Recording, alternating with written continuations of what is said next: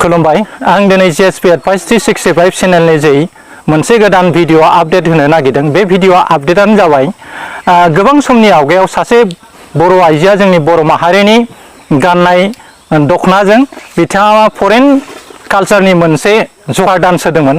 बे जकार डान्सखौ लानानै दा जोंनि ससियेल मिडियाजों लोगोसे माखासे इउटुबारफ्रा लोगोसेयावनो माखासे चेनेलनि माखासे इउटुब बानायगिरिफ्रा ओरैबायदि मोनसे बे आइजोनि सायाव नंखाय खोथाखौ भाइरेल खालामबाय थादों आरो बे आइजोजों लोगोसे माखासे खोथाफोरखौ दाजाबफानानै बे आइजोखौ नि इमेजखौ गाज्रि खालामनो थांनायखौ जों नुनो मोनगासिनो दङ।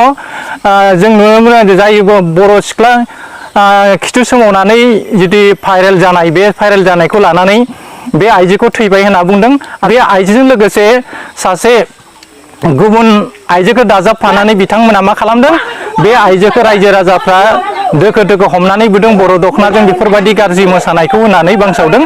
नाथाय बे बर' आइजो जि फरेन कालचारनि जिथु डान्स होनाय बे गुबुन सासे आइजो आरो जाय सिख्लाखौ बिनि फिसाय एबा बिनि न'खरनि मानसिफ्रा जर जबरदस्ति बुदों एबा बुदों जोदों बायदिसिना बिनि देहायारि साजा होदों, जों बे सावगारिजों जेबो सोमोन्दो गैया। लोगोसेयावनो आरो बर'नि सासे आइजो सनाया कुइन मुंनि सासे आइजो बिथाङा आथिखालाव ससियेल मिडियायाव गावनि पेजआव फरेननि माखासे आदबजों मोसानायखौ बिथाङा आपल'ड खालामबाय थायो आरो बे फिसा फिसा खोथाफोरखौनो लानानै जोंनि ससियेल मिडियाफ्राव जोंनि बर' माहारिफोरनि गेजेराव ओरैबायदि मोनसे बांसावलायनाय सोमजिबाय थादों। गाव गावनि टेलेन्टखौ देखायनायाव जेबो बुंनांगौनि खोथा गैया, नाथाय माखासे बिथिङाव समाजारि बिथांमोना जुदि खहा खालामनो थांदोंब्ला बे गुबुनारि खोथा। नाथाय जाय आइजोआ आथिखालाव गोथाङैनो दङ एबा जाय आइजोआ बे फरेननि जिथु मोसानाय दिन्थियो बे मोसानाय आइजोआबो दा गोथाङैनो दं, बेखौ आङो पेजनि जै नोंथांमोननो दिन्थिगोन, चेनेल जै नोंथांमोना गासैबो खोथाखौ मिथिनो मोनगोन।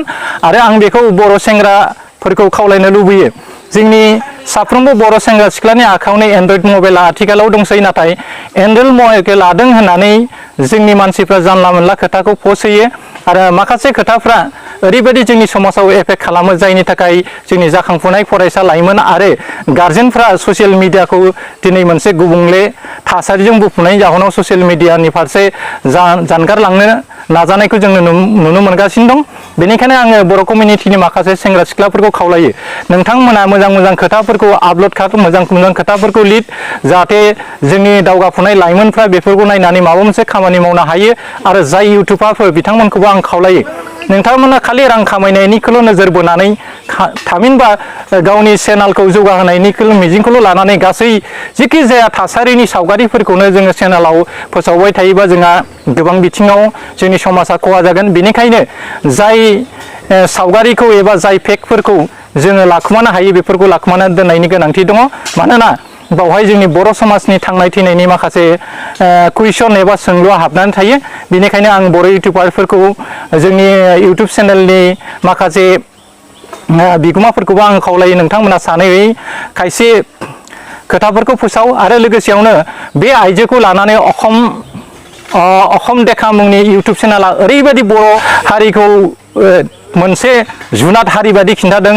बे सिख्लाखौ ओरै थोरै मोसानायनि जाहोनाव बे सिख्लाखौ रायजोफ्रा हमनानै ओरै थोरै बुदों, बिथाङा रुंसारि जाबाय मा जाबाय होननानै बुंदों। नाथाय बे अखम देखानि जिथु इउटुबाव होनाय बे खोथाया गासैबो असैथो। नोंथांमोना बेखौ लानो नाङा।